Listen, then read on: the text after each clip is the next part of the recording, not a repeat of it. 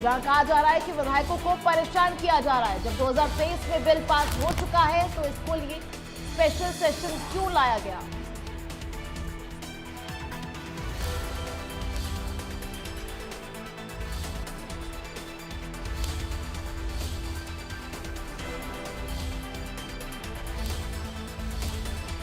वहीं अशोक अरोड़ा का कहना है कि विधायक पर मुकदमे भी दर्ज किए जा रहे हैं, हमें परेशान किया जा रहा है लगातार। तो राज्यपाल के साथ कांग्रेस विधायकों की खास मुलाकात चंडीगढ़ में, जहां उन्होंने अपनी परेशानियों को लेकर जो है राज्यपाल से बात की है, चर्चा की है। गलती छुपाने के लिए राजनीतिक ड्रामा किया जा रहा है। मामन खान के मुद्दे पर भी अशोक अरोड़ा ने बड़ा बयान दिया।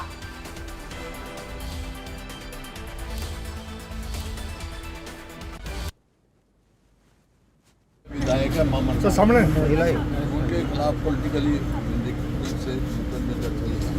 उसके बारे में तो सामने मेमोरेंडम दिया है, कॉपी आपका दे दिया है। दूसरा मुद्दा जो कल सेशन का था वो था कि भाई स्पेशल सेशन है क्यों बुलाया, जबकि वुमेन बिल इशू नहीं है।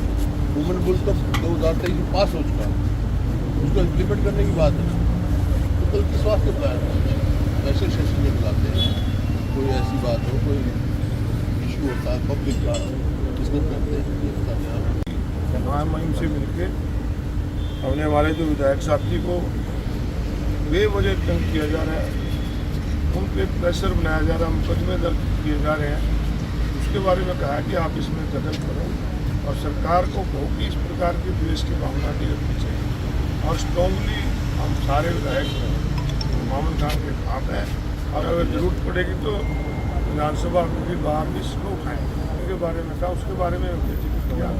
स्पेशल सेशन जब बुलाया जाता है जब कोई देश के हित की बात हो, प्रदेश के हित की बात हो, आज नशा बढ़ रहा है उसके ऊपर लाते, बेरोजगारी जो ऊपर लाते, अपराध के ऊपर लाते, परंतु ये सेशन जो बुलाया गया अपने पॉलिटिकल फायदे के लिए बुलाया गया और जो चीज़ अधिकार में हमारे नहीं है उसके लिए बुलाया गया। तो हमने महामहिम से इसके बारे में बताया कि ये पहली बार नहीं, चौथी बार हुआ है। पहले भी 3 बार इस प्रकार से इन्होंने जो इनके अधिकार में नहीं आता था, मनरेगा सेंटर एक्ट है उसके ऊपर ये इन्होंने चर्चा कराई।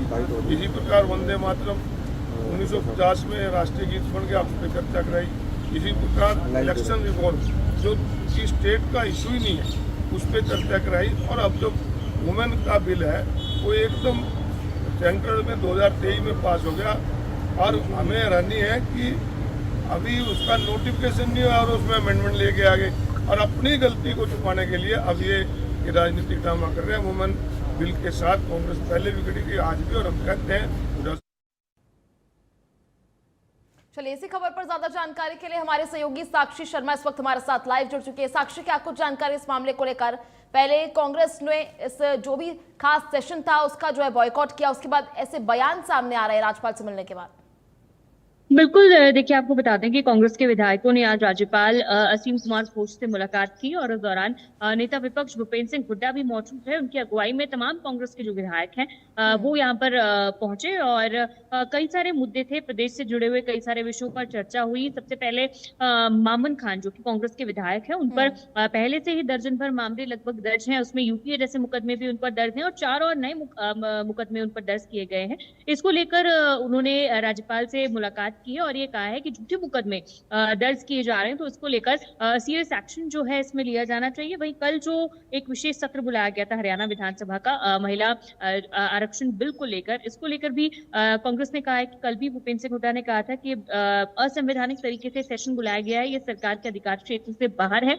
इसको लेकर भी राज्यपाल से उन्होंने बातचीत की है और इस विषय से उन्हें अवगत करवाया है। वहीं इसी के साथ प्रदेश के और भी कई विषयों को लेकर राज्यपाल से चर्चा हुई है, विचार विमर्श हुआ है और कांग्रेस ने ये भी बताया है कि इन सभी मुद्दों को बहुत ही ध्यानपूर्वक राज्यपाल ने कांग्रेस के लीडर्स से सुना है और इन सभी मुद्दों को लेकर उन्होंने आश्वासन आश्वस्त किया है कांग्रेस के सभी लीडर्स को कि इन पर कार्रवाई की जाएगी, इन पर चर्चा विचार विमर्श सरकार के साथ राज्यपाल के द्वारा की जाएगी। तो कई सारे ऐसे मुद्दे थे, लेकिन विधायक मामन खान से जुड़ा हुआ मुद्दा, उन पर लगातार जो आपराधिक मुकदमे दर्ज किए जा रहे हैं, और कल एक जो सेशन बुलाया गया था जिसका कांग्रेस ने पूरी तरह से बॉयकॉट किया था, और एक पैरेलल विधानसभा का सेशन जो है वो विधानसभा से बाहर चलाया था।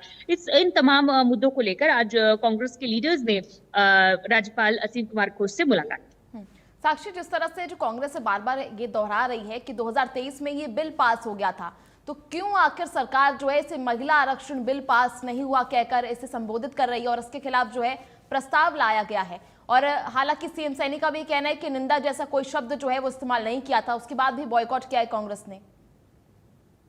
बिल्कुल, देखिए प्रस्ताव में निंदा जैसा कोई शब्द नहीं था, लेकिन जब कांग्रेस सदन में नहीं पहुंची तब मुख्यमंत्री ने कहा कि अब जरूर इसकी निंदा जो है वो की जानी चाहिए, क्योंकि कांग्रेस ने महिलाओं का अपमान किया है सेशन में न पहुंचकर। अगर उन्हें इस बिल में कोई खामी लगती थी, अगर वो पास नहीं करवाना चाहते थे, तो उसे सेशन में आकर कहते। लेकिन सेशन में न पहुंचना ये सरासर हरियाणा की जनता और तमाम जो महिलाएं हैं उन महिलाओं का भी अपमान इसे सरकार ने बताया।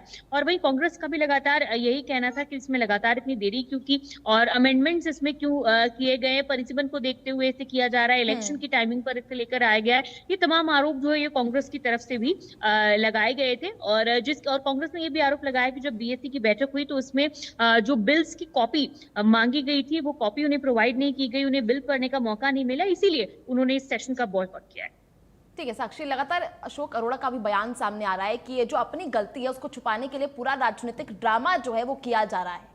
ऐसे में किस तरह से ये आगे देखा जा रहा है? जी बिल्कुल, देखिए आपको बता दें कि इस मुद्दे को लेकर लगातार राजनीतिक आरोप प्रत्यारोप जारी है। सत्ता पक्ष विपक्ष पर और विपक्ष सत्ता पक्ष पर लगातार इस मुद्दे को लेकर आरोप लगा रहा है। सत्ता पक्ष की ओर से अपनी दलीलें दी जा रही हैं। कल विधानसभा सेशन चला, निंदा प्रस्ताव पास हुआ, और इसी के साथ साथ तमाम जो लीडर्स हैं उन्होंने अपनी बात भी रखी। और वहीं कांग्रेस ने भी बार विधानसभा चलाकर अपने बात रखी। 2023 में जब ये आया, इसे तब लागू क्यों नहीं किया गया, अब इसे आनन फानन में क्यों लागू किया जा रहा है, तमाम चीजों की जो सवाल है वो कांग्रेस के द्वारा पूछे जा रहे हैं। और सत्ता पक्ष ने भी हालांकि इसके जवाब दिए, लेकिन सेशन में दोनों ही पक्षों के एक साथ मौजूद न होने से न कांग्रेस को अपने जवाब मिले और न ही बीजेपी अपने जवाब विपक्ष तक पहुंचा पाए।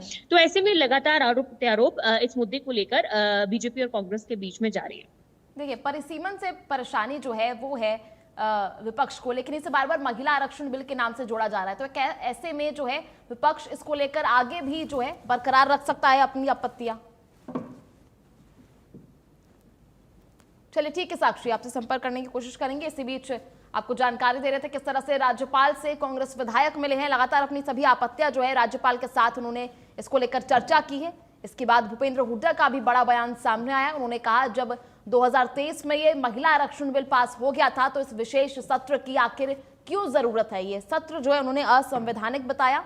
वहीं स्पेशल सेशन को लेकर राज्यपाल असीम घोष से उन्होंने मुलाकात की, जिसके बाद भूपेंद्र हुड्डा का यह बयान सामने आया। इसके बाद अशोक अरोड़ा का भी बड़ा बयान सामने आता है।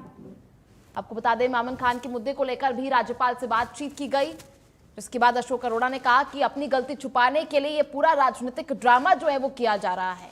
तो लगातार अब इस बिल को लेकर, इस विशेष सत्र को लेकर भी गहमा गहमी जो है वो बनी हुई नजर आ रही है।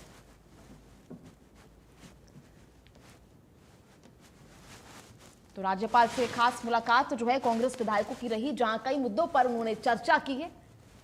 ऐसे में बार बार विपक्ष जो है सवाल उठा रहा है कि आखिर जब 2023 में महिला आरक्षण बिल पास हो गया था तो इसको लागू क्यों नहीं किया गया, और अगर लागू करना था तो इसे 543 सीटों पर ही लागू क्यों नहीं किया गया। इसको परिसीमन से जोड़कर जो है दिखाया जा रहा है, जिसका विरोध जो है लगातार विपक्ष कर रहा है। विपक्ष का साफ कहना है